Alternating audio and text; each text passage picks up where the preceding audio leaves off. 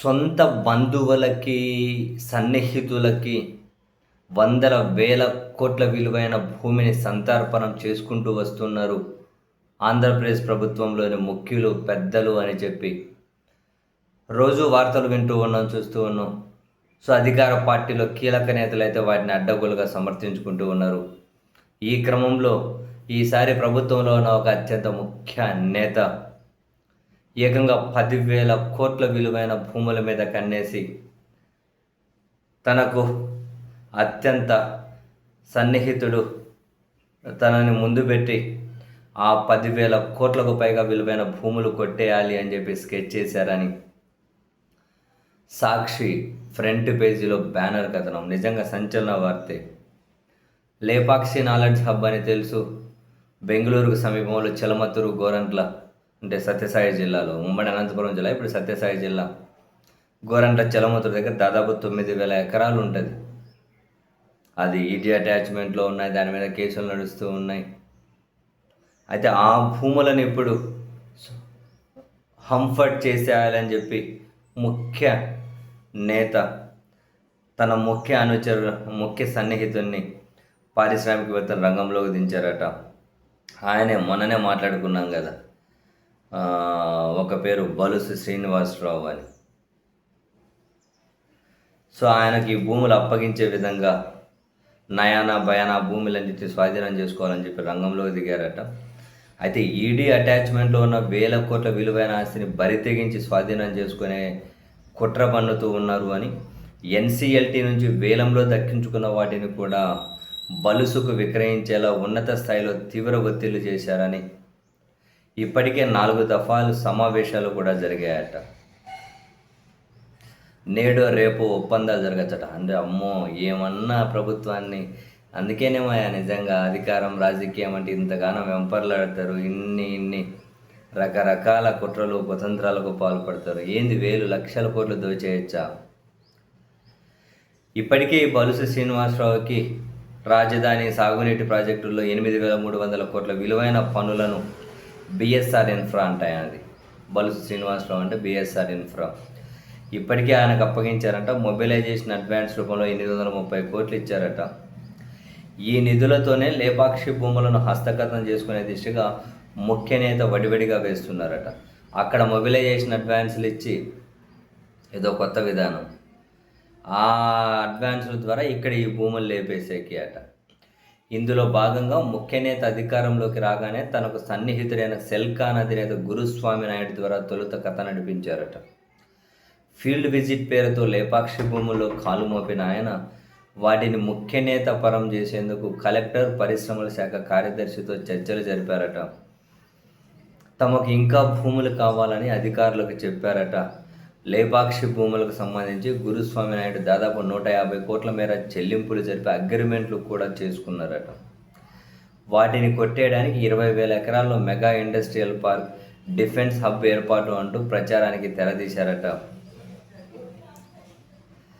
బెంగళూరుకు అత్యంత సమీపంలో ఉంటాయి సత్యసాయి జిల్లా, అదే చెప్పాను కదా. ఇవి ఇంతకుముందు జగన్మోహన్ రెడ్డి గారి ప్రభుత్వం అవి కొట్టేస్తున్నారు, 1,000 కోట్లు కొట్టేస్తున్నారు అని ఇప్పుడు తెలుగుదేశం పార్టీ వాళ్ళ మీడియా మామూలు హైలైట్ చేయలేదు.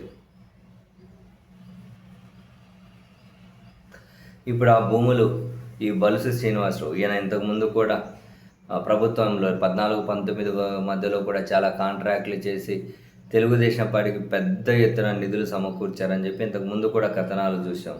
అంటే ముఖ్య నేతకు అత్యంత సన్నిహితుడు అని.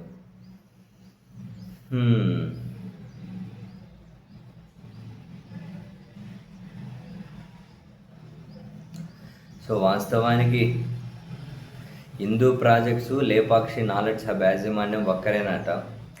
వీళ్ళు తీసుకున్న రుణాలను హిందూ ప్రాజెక్ట్స్ చెల్లించలేకపోవడంతో 2018లో NCLT, national company law tribunal ఉంటుంది కదా, అందులో బ్యాంకులు కార్పొరేట్ ఇన్సాల్వెన్సీ రెజల్యూషన్ ప్రాసెస్ కింద పిటిషన్లు దాఖలు చేశాయి.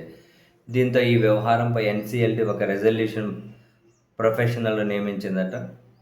హిందూ ప్రాజెక్ట్స్తో పాటు దాని అనుబంధ సంస్థలను విక్రయించడానికి బిడ్డింగ్లు నిర్వహిస్తే ఆ బిడ్డింగ్లు 500 కోట్లకు ఎర్లిన్ ప్రాజెక్ట్స్ అనే సంస్థ హిందూ ప్రాజెక్ట్స్ దాని అనుబంధ సంస్థలను దక్కించుకుందట. సో వాళ్ళు టైంకి డబ్బులు ఇవ్వకపోతే 2023లో మళ్ళీ బిడ్డింగ్ నిర్వహిస్తే 401 కోట్లకు హిందూ ప్రాజెక్ట్స్తో పాటు దాని అనుబంధ సంస్థలను బి సుబ్బారెడ్డి, సివి రెడ్డి అనే వాళ్ళు దక్కించుకున్నారట. ఇప్పుడు వాళ్ళ దగ్గర నుంచి వీళ్ళు భూములు భయపెట్టి బెదిరించి భూములు తీసేసుకుంటున్నారు. అండ్ ఓవరాల్గా మొత్తం నాలెడ్జ్ హబ్ భూములను కూడా హంఫర్ట్ చేసేస్తున్నారు అని.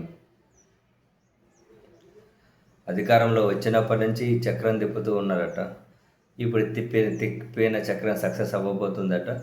10,000 కోట్లకు పైగా విలువైన ఈ భూములను ప్రభుత్వంలో ముఖ్య నేత సన్నిహితుడి చేతులకి మళ్లించేస్తూ ఉన్నారట. ఇవన్నీ ఏం మళ్ళిస్తే ఎవరికి కావాలి చెప్పండి? మనకి ఇవన్నీ అవసరమా? మనకి ఎంతసేపున కులాలు, మతాలు, దేవుళ్ళు ఒకరినొకరు తిట్టుకోవడము, దూషించుకోవడము, జనాలను దీని మీదనే కదా బిజీగా ఉంచేసేయాలి. వీటితో మనకి ఎందుకండి? ఎన్ని వేల కోట్లు కొట్టేస్తే ఏం ప్రయోజనం? లక్షల కోట్లు కొట్టేస్తే ఏం ప్రయోజనం? రాష్ట్రానికి మంచి జరుగుతుందా లేదా మనకేం అవసరం? మన భవిష్యత్తుకు మంచి జరుగుతుందా లేదా మనకేం అవసరం? ఎవడో ఆ వాట్సాప్ యూనివర్సిటీలో చెదార మన వాట్సాప్లోకి పంపిస్తూ ఉంటే, ఎవడో ఎంత డబ్బులు తీసుకుని సోషల్ మీడియాలో పనిచేసినోడు ఎవడైతే ఉంటాడో వాడేదో ఒక తప్పుడు ప్రచారాన్ని జనంలో పెడుతూ ఉంటే దాని మీద చర్చించుకోవాలి, దాని మీద తిట్టుకోవాలి, దాని మీద ద్వేషించుకోవాలి, దాని మీద ఒకరింట్లో ఆడవాళ్ళని మరొకరింట్లో ఆడవాళ్ళని ఇంకొకరు తీవ్రంగా కనుక దూషించుకోవాలి. ఇవి కాకుండా మనకి ఏమైనా ప్రియారిటీ ఉందేమండి? మనకి వేరే అవసరం ఏమైనా ఉన్నాయా? ప్రభుత్వాలంటే ఏమేమి హామీలు ఇచ్చాయి, హామీలు అమలు చేశాయా లేదా? ప్రభుత్వాలంటే ఎంత అప్పులు చేశాయి, అప్పులు తీర్చి ఒక్కొరి మీద ఎంత భారం పడుతూ ఉంది, ఈ అప్పుల్ని ఎట్లా తీర్చుకోవాలి?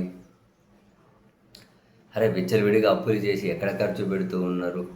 ఇవన్నీ మనకేమైనా అవసరం ఏంటండి? ఇంత చైతన్యవంతం సమాజం కాకూడదనే కదా కులాల కుంపట్లు, మతాల ద్వేషాలు, దేవుళ్ళ పేరుతో ద్వేషాలు, మళ్ళీ ఇలాంటి డబ్బు ఆ మీడియా అనబడే వాళ్ళకు కూడా వాళ్ళు డబ్బు కోసమే కదా ఏ గడ్డి అయినా గరుస్తారు. అందుకని చెప్పి వాళ్ళకు డబ్బు వస్తున్నప్పుడు ఏ చెత్త చెదారమైన డిబేట్లు పెడతారు, సంబంధం లేని విషయాలు. అసలు రాష్ట్ర ప్రజానీకానికి రవ్వంత ప్రయోజనం లేని అంశాల మీద గొంతులు చించుకొని అరుస్తూ ఉంటారు. ఎవరికి ఏం పట్టింది చూడండి. ఇటువంటి విషయాలన్నీ కనుక చర్చించడానికి ప్రభుత్వంలో ఉన్నోళ్ళ అధికారాన్ని ముందు పెట్టుకొని ఏం దోచేసుకొని ఏం కొట్టేస్తే ఎవరికి వచ్చినా నష్టం అండి.